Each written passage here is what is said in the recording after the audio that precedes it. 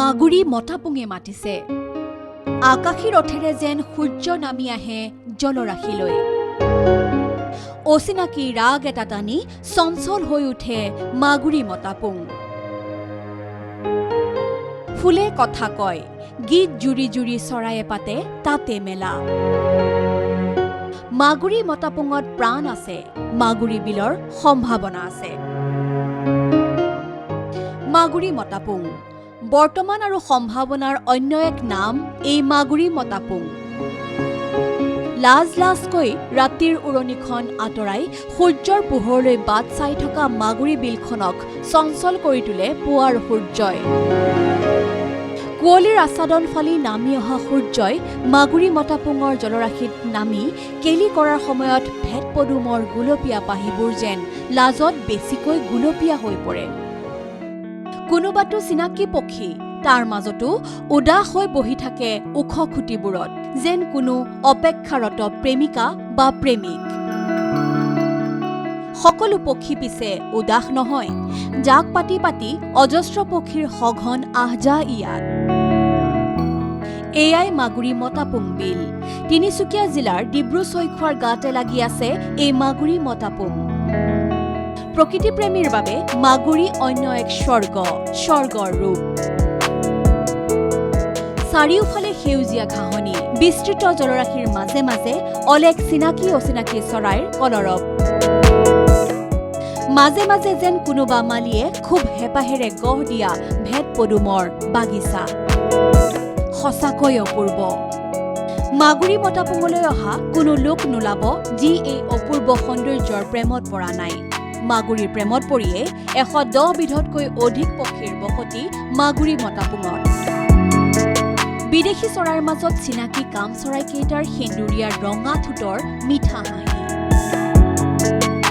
আন কোনোবাটো পক্ষীৰ এই ৰাজকীয় ভংগীমা তেনেই সহজাত এইখন মাগুৰীত। মাগুৰী বিলত পৰ্যটকক নৌকা বিহাৰ কৰোৱা নাৱৰীয়া মাধৱ মৰাণে মাগুৰী বিলৰ বৰ্ণনা কৰিলে এইদৰে। নাৱত কিমানকে লয়? নাৱত 700 টকা। 700 টকা এটা ট্ৰিপ? এটা ট্ৰিপ। কেইজন মানুহ একেলগে যাব পাৰে? 5জন। 5জন মানুহ যাব পাৰে। আপোনালোকৰ কেইখন নাও আছে? ইয়াত 10-12খন আছে। 12খন? 12খন নাও। নাৱৰীয়া কেইজন আছে? নাৱৰীয়া 10-12জনী। মতাপুং অঞ্চলটোৰ প্ৰায় 2 শতাধিক পৰিয়ালে ইয়াত মাছ মাৰি জীৱিকা নিৰ্বাহ কৰি আছে আৰু থলুৱা স্থানীয় লোক আছে, তেওঁলোকে মাছ মাৰিয়ে ইয়াত নিজৰ পৰিয়ালসমূহ চলাই আহিছে। প্ৰায় 2 শতাধিক পৰিয়ালে নিজৰ পেট প্ৰৱৰ্তাই আহিছে এই বিলখনক পৰাই। মাগুৰীলৈ বাগজানৰ জুইকুৰাই বিপদ মাতিছিল যদিও সেয়া স্থায়ী নহল। এতিয়া যদি মাগুৰীত কিবা স্থায়ী, সেয়া হৈছে মাগুৰী মতাপুঙৰ সম্ভাৱনা। পৰ্যটনৰ বিপুল সম্ভাৱনা থকা এই মাগুৰীত প্ৰায় 150ৰ পৰা 200 পৰিয়াল মাগুৰীৰ মাছৰ ওপৰত নিৰ্ভৰশীল। নৌকা চলাইও চলিছে বহুকেইটা পৰিয়াল।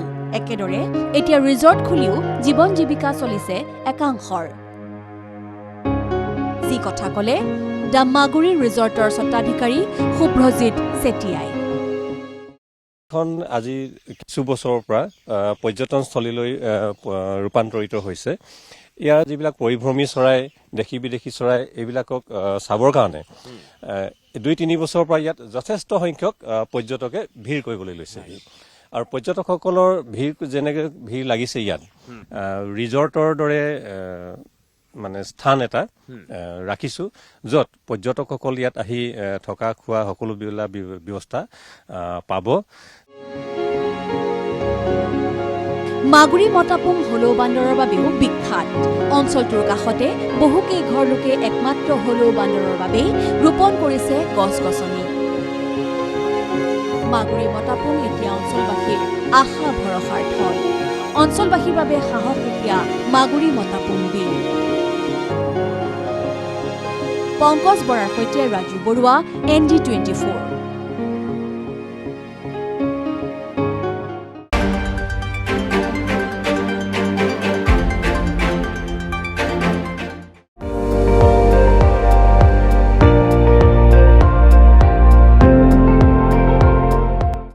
আপুনি চাই আছে ND24, সৰ্বশ্ৰেষ্ঠ নহয় সৰ্বোত্তমৰ দৌৰ।